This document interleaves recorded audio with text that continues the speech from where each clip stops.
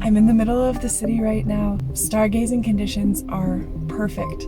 So I'm gonna head out to dark sky country and see if I can see the Milky Way galaxy and other stars. Holy crap, I just left the city and it is so dark. There, if I use a different lens you can see a bit better, but yeah, it's really dark. Okay, turning left on Highway 22. 200 meters. How many trees here? You will arrive at your destination. Sweet. No parking on road. Okay, hold on. Ah, slushy. So there's a trail here. I brought a headlamp to see if I could go to this viewpoint. It would be amazing at this time of night, but it is way too scary. I bet you there's wild animals in there. Oh my gosh. I can see stars. Oh, I don't think you're gonna be able to see them. Oh my word, this is the creepiest place ever. It is so dark. I'm in the parking lot beside the woods, but here I go. I'm gonna take a step out and see what we can see. Holy Moses! Oh my gosh! Wow! I don't know if you can see them. Well, that was disappointing. Yeah, I mean, I can see a lot of stars, but it's definitely not like dark sky, like really dark sky. It's not as dark as I thought it was gonna be. It's so important to conserve dark skies, but as we build cities and lights and houses and whatever, it's hard to get pristine dark sky. I know Jasper, Alberta has a very good night sky festival, and one day I'll have to go. But yeah, it's not that dark. I wish it was darker, but the stars still look amazing, but I've definitely seen them better than this. So now I'm gonna drive home. There are some better views along the way, but it's not gonna be any darker, unfortunately. Okay, let's go. Okay, so I stopped at this roadside pullout because I can see more of the sky, but I'm not gonna be able to show you anything, but I'm gonna get out and just look at the stars. Definitely take binocular stargazing. You won't regret it. Oh, you can actually see them. So that bright star right there, that's the brightest star in the constellation of Taurus. And just to the left of it is Orion. I don't know if you can kind of see Orion. I mean, you're seeing barely anything compared to me, but hey, it's something. And then you have the glow of the city, ruining everything.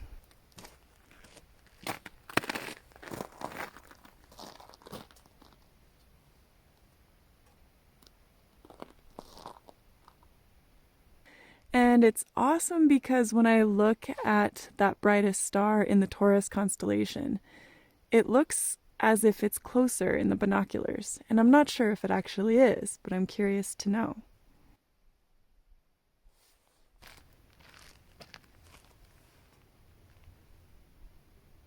Breaking news that's breaking. Asteroid 2024 YR4 is headed straight to Earth. The odds of impact have just doubled. 2%, the same odds that the Tunguska scale impact had. An asteroid that created an explosion over Siberia in 1908 released an energy equivalent to hundreds of atomic bombs. It entered the atmosphere at 33,500 miles per hour, flattening 800 square miles of forest. Tunguska is a reminder of the unseen and unstoppable only a century ago. Will history repeat itself? 2024 YR4 is set to hit the Earth in 2032. Stay tuned. Sheikh Shulub, Mayan language, roughly translates to Tail of the Devil in the Gulf of America. I don't know. Really? Just kidding. The Gulf of Mexico, etched into the Earth's surface, is a haunting reminder of the destruction that unfolded 66 million years ago. A scar from the end of the Cretaceous period, when 2 days of darkness blanketed the planet and the reign of the dinosaurs was violently brought to an end. February 15th, 2013, 1,500 kilometers east of Moscow, Russia. a large meteoroid exploded in the stratosphere, creating a shockwave, blasting the city of Chelyabinsk, injuring hundreds of people.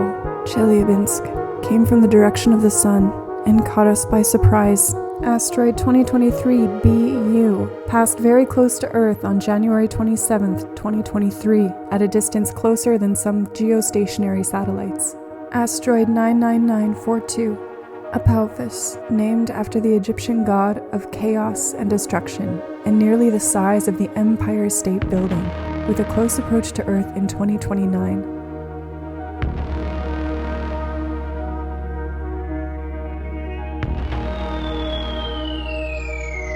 We're assured it won't hit us, but it reminds us of our planet's fate could one day rest on the path of an object we can barely see coming. What if there's an asteroid heading our way right now? And how do we find it?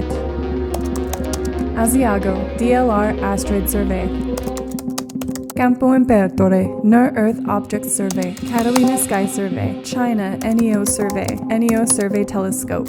European NEA Search Observatories. European Near-Earth Asteroid Research. Japanese Space Guard Association. Lysagra Sky Survey. Near-Earth Asteroid Observatory. Near-Earth Object Search. Asteroid Panoramic Survey Telescope and Rapid Response System. Space Watch. Teide Observatory. Tenerife Asteroid Survey.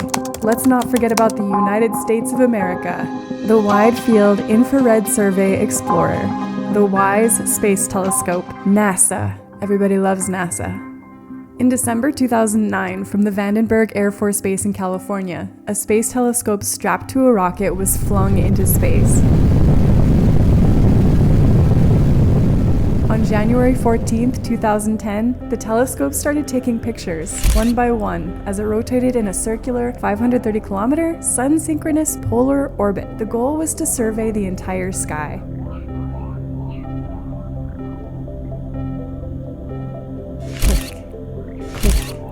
Click. 10 months later, after the cryogen phase, the sky was successfully surveyed.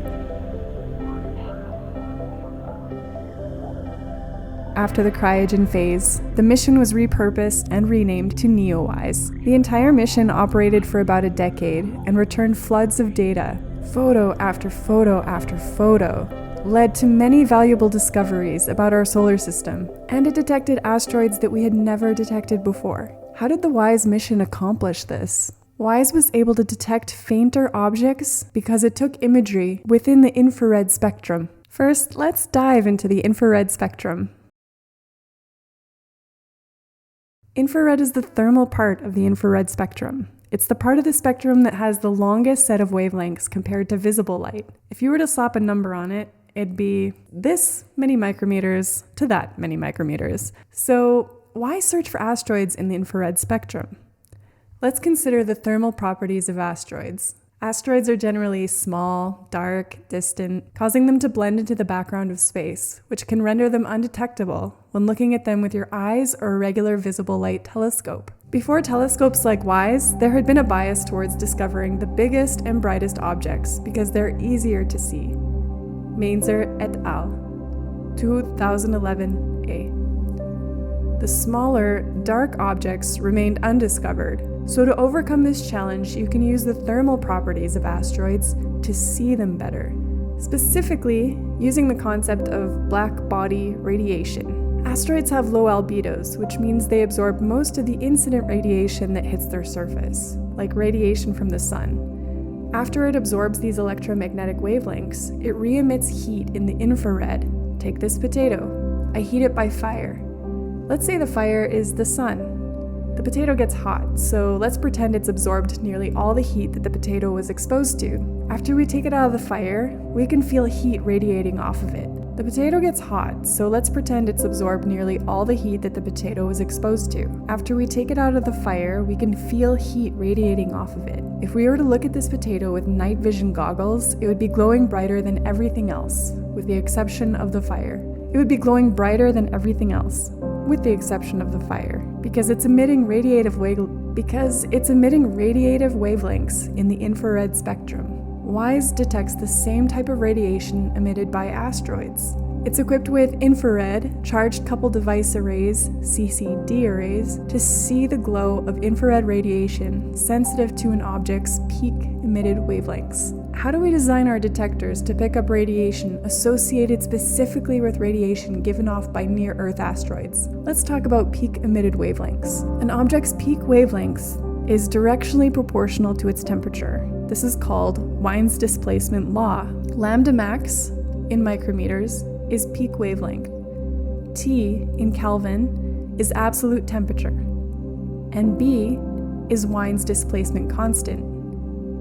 Wien's displacement constant is 2,898 micrometers Kelvin. We know the surface temperatures of main belt asteroids to be around 200 Kelvin and exhibit peak emissions between 5 and 20 micrometers. Harris and Legueros, 2012. So how are we going to make sure we're not detecting stars with WISE? Well, even though they emit infrared radiation for hotter stars, their peak wavelengths fall in the visible spectrum, and cooler stars and asteroids will emit more strongly in the longer infrared wavelengths. So with that said, WISE has designed multiple CCD arrays that are sensitive to specific peak wavelengths, so it's easy to differentiate between asteroids and stars. WISE's CCD arrays are specifically designed to detect infrared radiation corresponding to 4 peak wavelengths. WISE's CCD arrays are specifically designed to detect infrared radiation corresponding to 4 peak wavelengths of 3.4, 4.6, 12, and 22 micrometers. These photometric bands are renamed W1, W2, W3, and W4, respectively. These photometric bands are named W1 through 4, respectively. Stars will appear in bands W1 and W2, where asteroids will appear in bands W3, W4. By choosing and isolating the peak wavelengths of our choice, we prevent interference from objects that are not of interest to us. Basically, it minimizes background emissions. The Earth emits radiation around 300 Kelvin, or 27 degrees Celsius, which would interfere with imagery taken in the same wavelengths. By focusing on bands where Earth's thermal emission is lower, we can see objects in space more clearly. WISE also had to avoid wavelengths coming especially from the Milky Way and zodiacal dust from sky's natural emission. Essentially, WISE chose bands with low sky background emission to reduce these issues. We want to see asteroids, which are found in wavelengths 12 and 22, and we actually also want to see stars, which are at 3.4 and 4.6 micrometers, because we need them as a frame of reference. I'll go into that later. Are you still with me? Okay, let's take a shake break. Are you still with me? Good. Are you still with me? Are you still with me? Super. Let's keep going. So as I said before, WISE took photos in the infrared spectrum, which allows us to see fainter objects that previous satellites were unable to see. Here, I'm going to introduce concepts of how we can detect asteroids better with infrared. So what does it take to see into the infrared?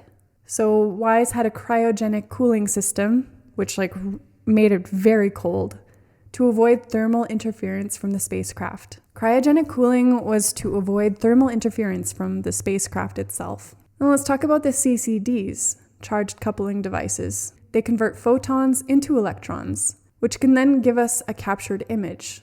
Let's try our potato analogy again. Emissivity. Emissivity is a property that defines how efficiently it emits infrared radiation, or heat, and it ranges from 0 to 1.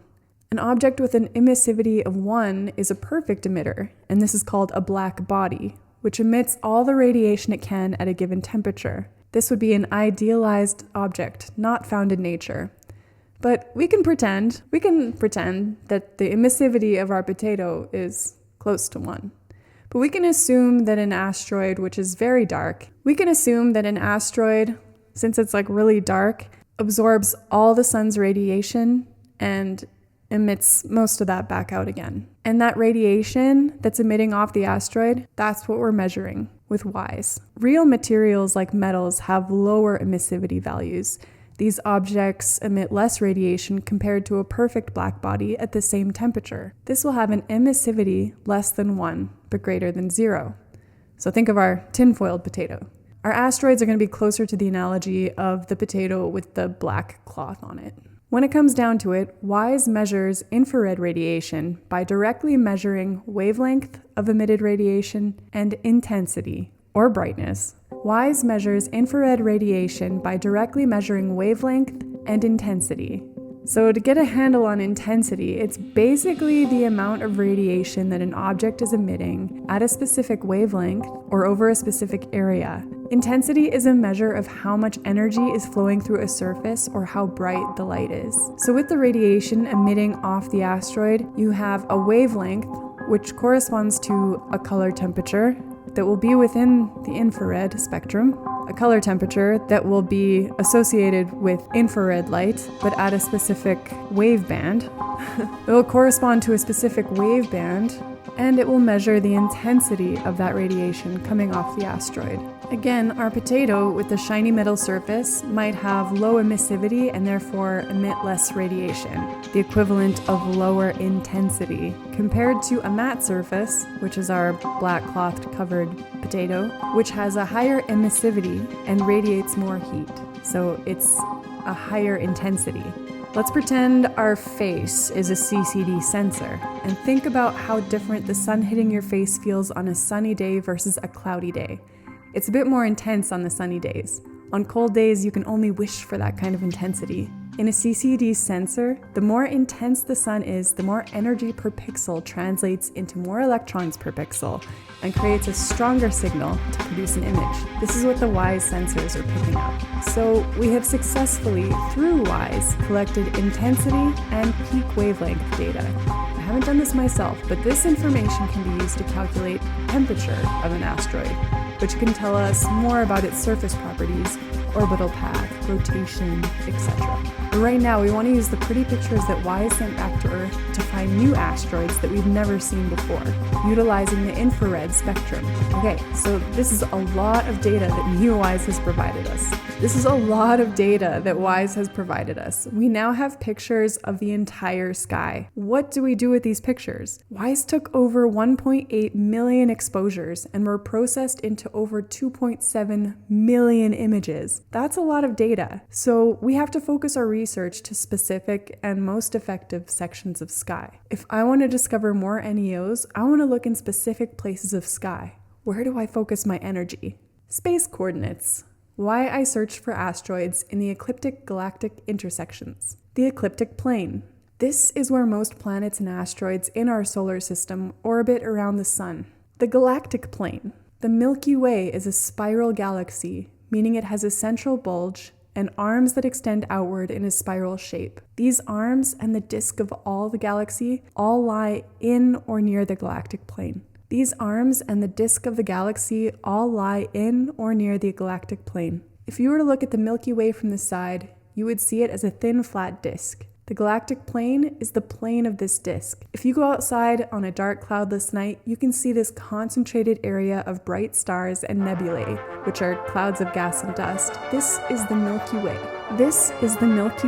And it's represented by the blue stuff in my diagram. To find asteroids, I want to look in the areas of sky where, from our perspective, the Milky Way appears to intersect with the ecliptic plane. Within the vicinity of these areas, main belt asteroids are densely distributed, and chances of detection are higher. I don't know why chances of detection are higher here. I never understood that. I understand why we would find more in our ecliptic plane, because it's like the disk surrounding the Earth, but I don't know why we're more likely to find them in relation to because of the background. Okay, that just made sense to me. So the reason why we want these intersections is, of course, the chances of finding an asteroid, because of course asteroids are going to be pretty evenly distributed, I would say, in the ecliptic plane. But in order to see them, in order to detect them, we need a background reference to compare them to so that we know that they're asteroids. Because asteroids are going to be moving and we need something stationary. We want to make sure that we can know from a series of photos that an object is moving against a stationary background. The stationary background that we use is our own galaxy, the Milky Way. This is why we want to choose these intersections, so that we have a nice, good background reference of stars to compare the foreground of our asteroids with. Because when we take pictures, we want to see. So what we do with these photos is we are able to compile them